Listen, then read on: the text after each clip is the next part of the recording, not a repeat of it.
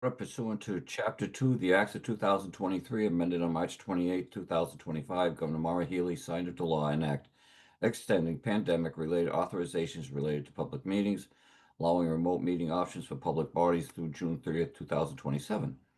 The May 22nd, 2025 Select Board meeting will be conducted via remote participation by the board. The chair will grant permission to Westwood Media Center to record the meeting to anyone else who wishes to record the meeting.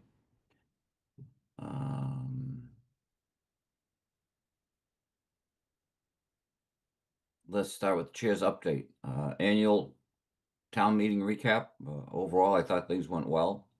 Great turnout, over 600. I was happy about Article 3 and Article 14. Rob, Marion, do you folks have anything you want to say about that? Just Or anybody? thank everybody who came out and participated. Yeah. And also to remind folks about the special election, unless you're planning to do that, Joe. I think it's no. But probably next on his agenda. No, go ahead. You take it away, Marianne. Sure. Just to remind folks that with respect to the fire station project, which was Article 14 that you referenced, Joe, that was passed by over a 2/3 majority at town meeting. But it is a two-step process where we need both the town meeting vote and a majority vote in a special election on a ballot. So early voting is taking place right now until 8 p.m. At the police station today. And then the special election day is June 3rd, Tuesday, June 3rd at the high school from 7 a.m. until 8 p.m. So we hope that everybody gets out to vote in that special election. Thanks, Marianne. Memorial Day Commemoration Parade, May 26th. The parade will begin at 10 a.m. from Town Hall and proceed down High Street to the new cemetery where the ceremony will take place. Select Board is pleased to announce that this year's Grand Marshal is Westwood's American Legion Commander Richard Pastor. Thank you to St. Margaret Mary's Church for allowing us to use the parking lot again for the parade and observation. I want to remind folks, given the limited parking at the new cemetery, we ask those attending in vehicles to use St. Margaret Mary's Church parking lot located at 845 High Street. And then I have the last thing I want to say, since it's my last chair up to this part, was I took a look through the agendas yesterday over the past year, and I still see we have some unfinished business out there. We still have the report from the police chief on the 25-mile-an-hour speed limit coming up in June. And Chris, I'm going to ask you to give us an update on the Islington traffic lights. I looked at that, and it's about 457 days since we ordered Petruzio Properties to put the lights in. I know, Chris, you did some research on this. If you could help update us on that, I'd appreciate it. And that's it for my report.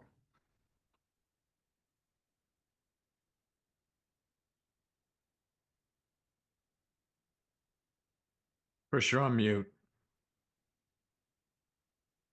Chris, you're on mute.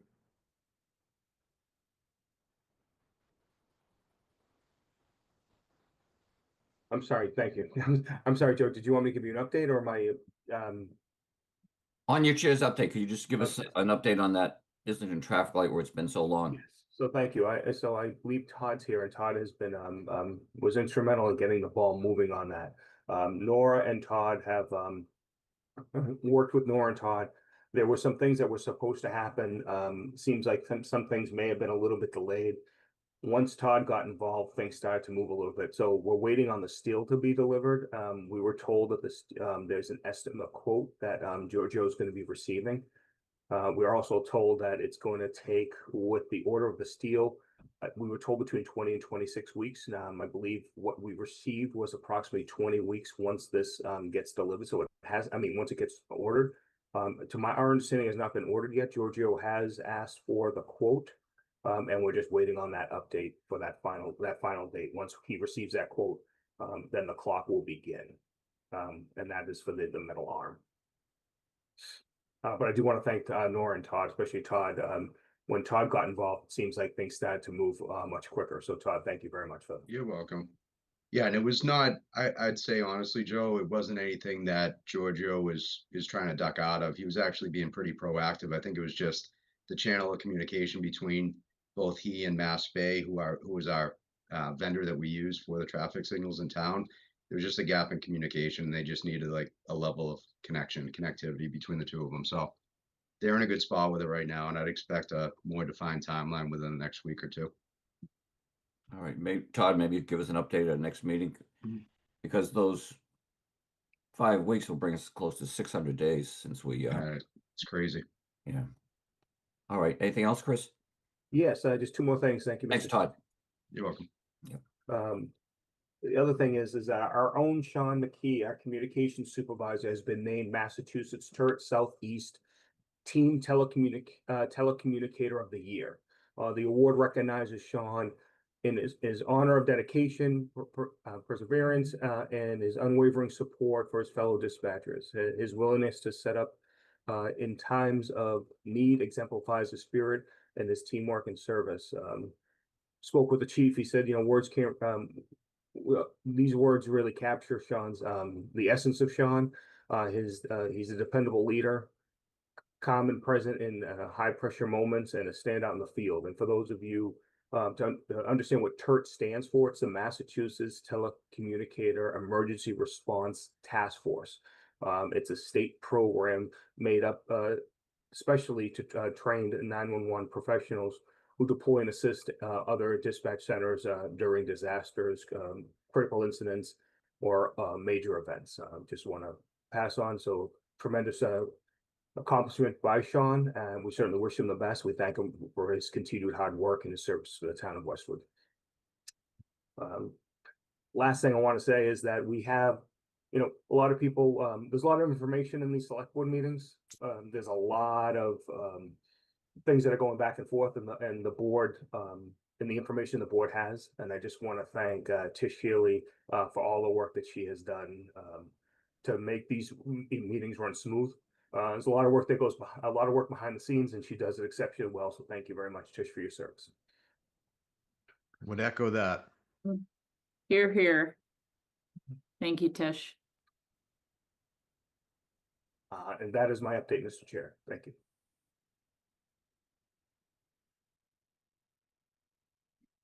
Joe, you're on mute. You're on mute, Mr. Chair. Thanks, Chris. I agree with you wholeheartedly, and I gave an even stronger endorsement yesterday at the C. You're on mute again, Joe. Joe, you're on mute. I'm getting there. I really have come to appreciate how much Tish does for this town and her amount of institutional knowledge. All right, let's move on to our next action. Reorganization, I believe it is.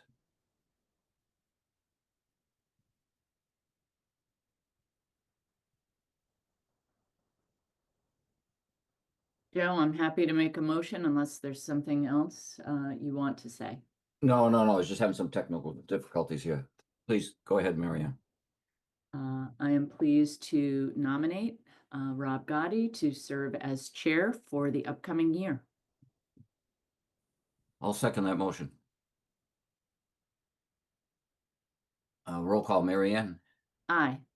I vote aye as well. I have a second motion, which is to nominate Joseph Previtera as clerk for the upcoming year. And I'll second that motion. Roll call, Rob. Aye. Marianne. Aye. All right. Motion carries. And then I'll make the final motion is congratulations to Marianne LeBlanc Cummings on your re-election. And I would like to nominate her for the role of third member for the upcoming year. I'll second that motion. Okay. You want to take a final roll call, Joe? Sure, Mary Ann, Thank you, and I. Rob, Aye. I vote aye as well. Motion carries. All right.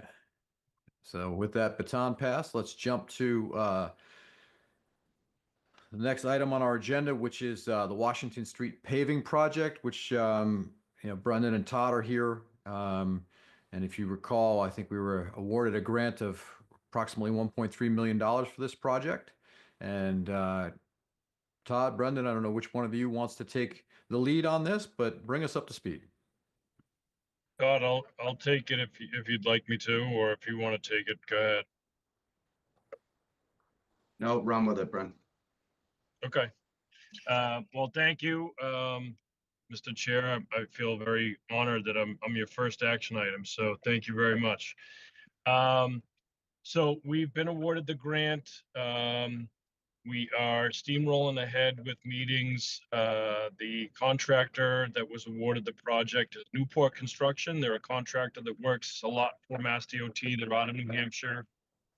Met with them 2 weeks ago to go over timeline, scope of work, etc. So just to get a bearing, the project will cover milling in the entire portion, westward portion of Washington Street. So from Gay Street all the way to Clapboard Tree Street, milling the roadway, adjusting all manholes, catch basins, structures, and then a final resurfacing to give us a brand new road. Thank you very much to the state for that.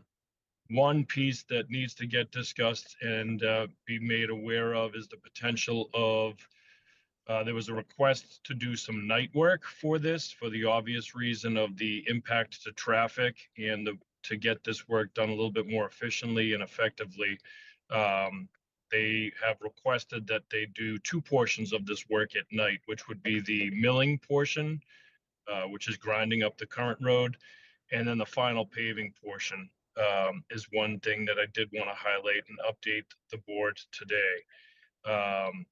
They also wanted to potentially do the other portion of the work, which is the casting work at night, which we did not agree to, and that's got a little bit more of a noise component for the residents on that street. So that portion of the work will happen during the day.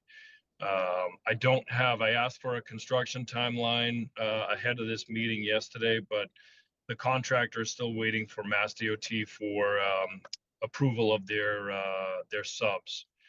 So until he gets that, he's not able to identify an exact construction timeline, but they were thinking of getting in here the first or second week of June is what they're thinking. And as I get more information, I'll be sure to update everybody on that timeline. That should cover kind of the scope, and I'm happy to answer any questions the board may have.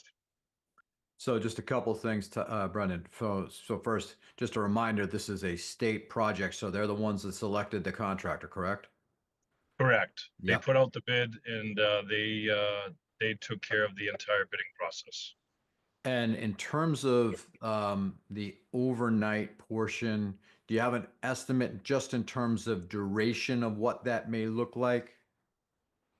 So the milling is projected to be 4. He told me 4. I mean, I'd conservatively like to say 5 days, but I would think 4 days they'd be able to get it done.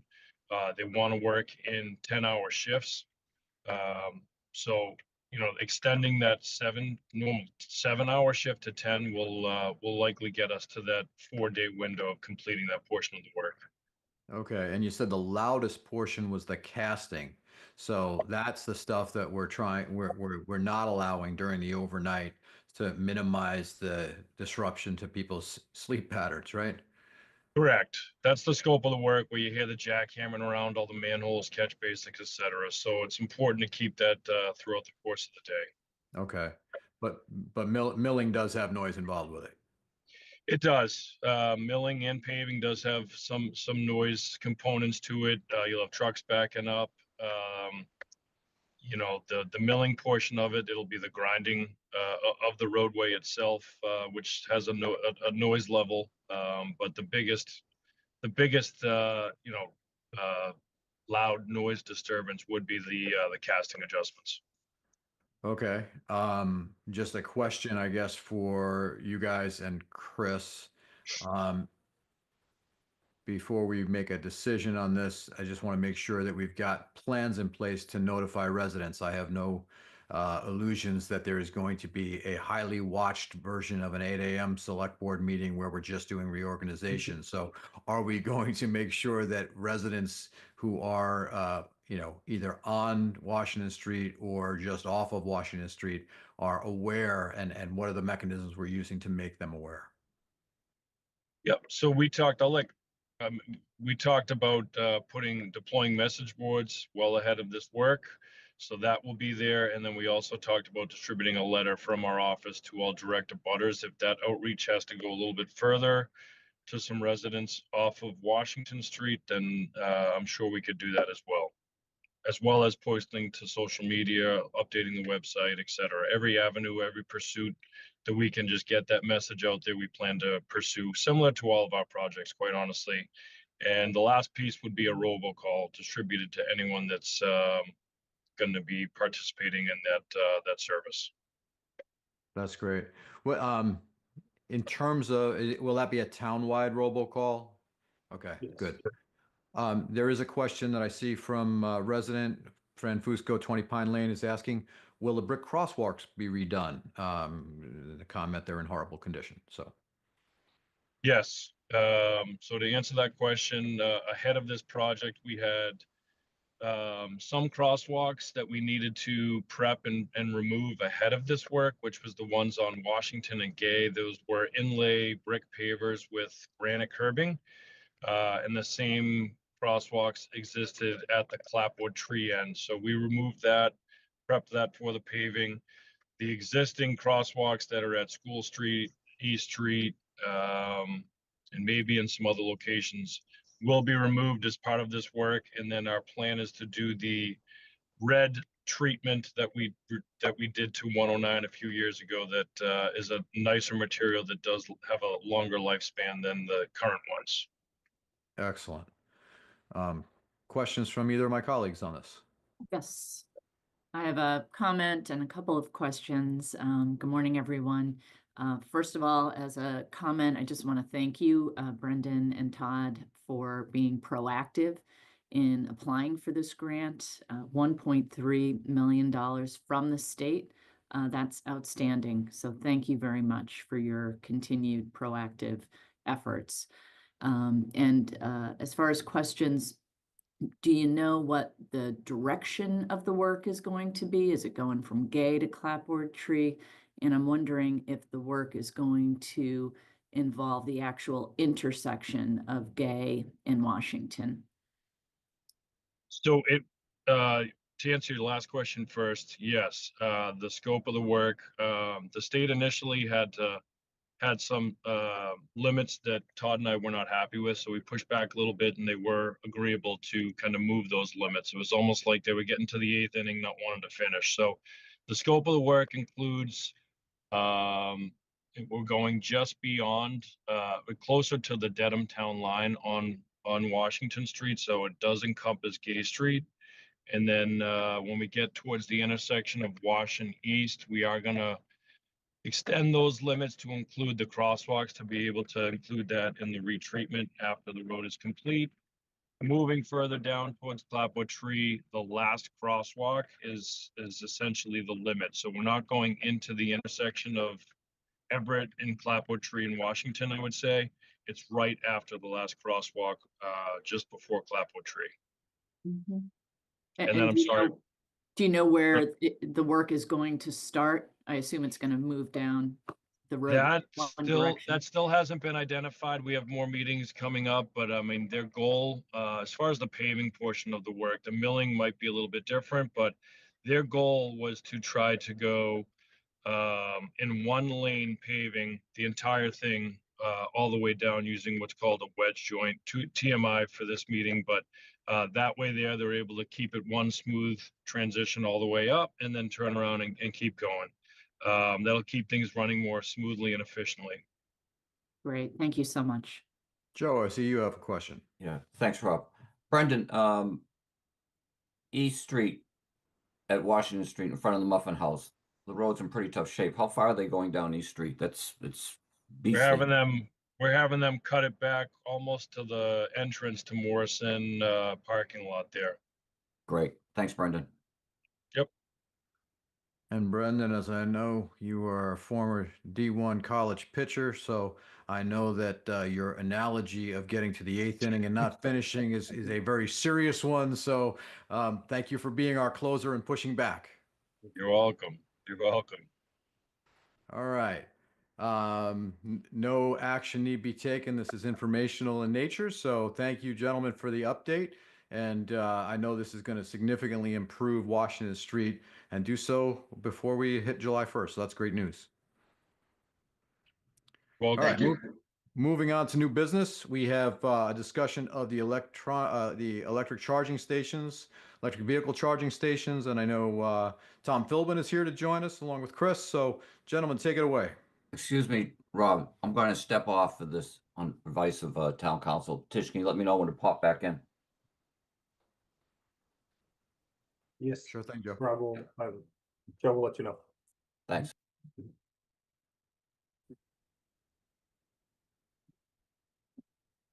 So, Mr. Chair, just provide you with a quick update. As you may recall, this draft policy was shared with the board at one of your earlier meetings in the fiscal year.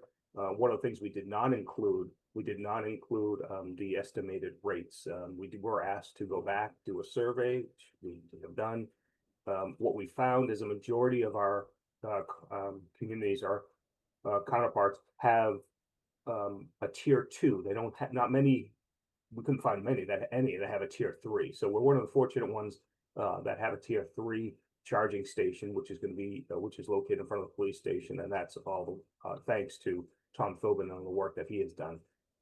But what we found is that like between 30 and 35 cents seems to be for the tier, or up to 35 cents seems to be the rate for the tier 2. So what we have before you is a recommendation for the tier 2 chargers, which would be located at Wentworth Hall, and any other additional charges that we have in place. We are working on well, Tom, quite honestly, is leading the effort to upgrade our chargers that are currently at Carvey Street. And we're going to be working on some and future ones going forward. I know the schools are going to have some charging stations at the high school, as well as they have one at Pine Hill. But as far as this policy, the recommendation is for the tier 2 to be at 33 cents, and for the very unique one of tier 3 being at 44 cents. So tier 3 is a much faster charger. And one of the other things I just want to emphasize is that we did recommend, and that was part of your earlier, the recommendation of the draft you looked at before, that the town reserves the right to tow private non-electric vehicles parked in the designated EV spaces, and all private electric vehicles not charging and or parked in those designated EV spaces pursuant to your traffic rules and regulations. So this policy will be tied to your traffic rules and regulations. And also that the town has a right to designate charging station for the in correspondence parking spaces exclusive for municipal use. And the recommendation right there is for one to have in front of the police station dedicated for that municipal purpose. So we have 2. So with one for the general public, we'll have one for municipal purposes, and then we have the one at Wentworth Hall that could be used for both. Great. So just a quick question regarding the recommendation on the assessment for the fine for occupying a charging station. I believe you have it where its vehicle needs to be moved within 15 minutes of it being charged. Otherwise, the fine would be $20 an hour. I guess my question is there a mechanism by which to know? Obviously, if you're just rolling past it, you're going to see the charger in the outlet in the car. My question is, how do you know when it has charged completely, and whether or not the fine should be assessed? So if Tom is available to answer that question in greater detail, my understanding is the town-owned charging systems will have some type of indication when they are completed. Also, the information is available on the Blink network, which the police, for example, have access to right now, and which eventually we will have other people in the town having access directly to it. But right now, the police have access to that network, and they will know when somebody is charging and when they're complete. Great. Questions, Marianne? Yes, thank you, Rob, and Tom, good to see you. Chris, thank you, both for that presentation. I think this is a great step forward. I did just question whether there might be a typo in, the proposed policy under section 3. The first sentence, it says, at all locations, town staff will not charge a fee when charging town-owned vehicles. I was wondering, is that meant to be town staff will not be charged a fee? Yes. Yes, I Correct. think so. Yes, correct. Okay, Thank you for that. We will correct that. Thank you very much. Very yeah, you bet. And just to be clear, staff will not be charged a fee when charging town-owned vehicles. I just want to make sure that's clear to everyone regarding what the policy says. Yes, and in fact, it makes the policy, just to further that point, Chris, the policy makes clear in the next, or the next sentence down, or 2 sentences down, that if a town employee charges a vehicle that is not town-owned or operated, the employee will be charged at the same rate as the general public. Yes, they will. Correct, Thank you very yes. much, Marianne. And thank you for that catch. We'll make that correction in the policy. Great. All right, seeing no questions from the public on this, I'm going to ask for a motion. I move that we approve the electric vehicle charging station policy as amended per our discussion. And I will second that motion out of necessity. Roll call. Marianne? Aye. And I vote aye as well. Tom, thank you as always for all that you do on behalf of the community with all things renewable energy. Appreciate this. And Chris, thank you for the policy. And I think that takes us to liaison appointments. So Tish, if you want to indicate to Joe that he can rejoin.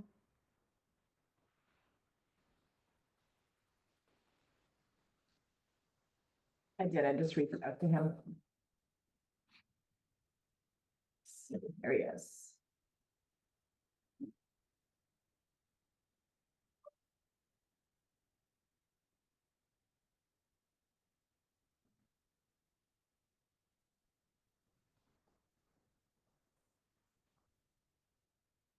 Welcome back, Joe. Hey, Rob. All right. So just as a reminder to folks, we, as a select board, we sit as liaisons to several boards and committees in town. And we're going to review the current designations for who serves on what and ask if there are any desired changes. So with that, Joe, I have you down as being the liaison to the aid to the elderly and infirm, the air traffic noise abatement officer, the Housing Partnership Fair Housing Committee, and the Off-Leash Dog Park Working Group. I would suggest that you remain on those unless you have any reason to want to move off of any of them. That sounds good, Rob. Thank you. Outstanding. All right. I will continue on long-range financial planning, the Permanent Building, School Building Committee, and WEAC, Westwood Environmental Action Committee. And then Marianne, I have you as Canton Street Project Working Group, the Commission on Disability, the Lien Process Board, and the Norfolk County Advisory Board. Are you willing to continue on those 4 as well? Happy to do so. Thank you. Excellent. All right. So I don't know that we need to make a formal motion on that. No, you Lastly, no, if you could make just a formal motion, that would be great. oh, okay. Thank you. Well, Joe, if you would make a motion, please. I would be glad to make a motion that the select board members identified by the chair and the committees that they have agreed to stay on move forward. Second that. All right, roll call. Marianne, Aye. Joe, I vote aye as well. And I vote aye as well. Okay, so moving on to meeting dates for the calendar year. Tish has distributed a number of meeting dates. Are any of those ones that are problematic for either of you? No, Outstanding. Not for me, Rob. Okay. As has been our tradition, we will continue with a number of dates, usually all evening via Zoom through the balance of the year. And I think that takes us to our conversation of our next meeting, which will be June 9th at 6 p.m. via Zoom. And with that, that concludes our business for today. So I would entertain a motion to adjourn. So moved. second, All right, roll call. Marianne, aye. Joe, I vote aye as well. and I am an aye. Thank you all. Have a great day, and we will see you on June 9th. Thanks, everyone. Sounds good.